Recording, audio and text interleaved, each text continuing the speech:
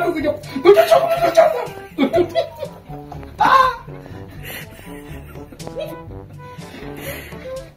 توضیح هم بده دیگه خواهم این درد نداره ایشون درد نداره گفت پشت دست میزنی قلقلکیه برای همین ما به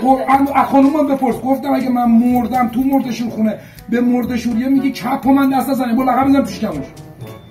اسمونی جمع سرم خورد تو دیوار دوی تو سرمم در گرفت دست به چپ و من حواسم نبود از خنده سرمو زدم تو اینجا دکتر جون نوکرت هم کنم بلدیم اینه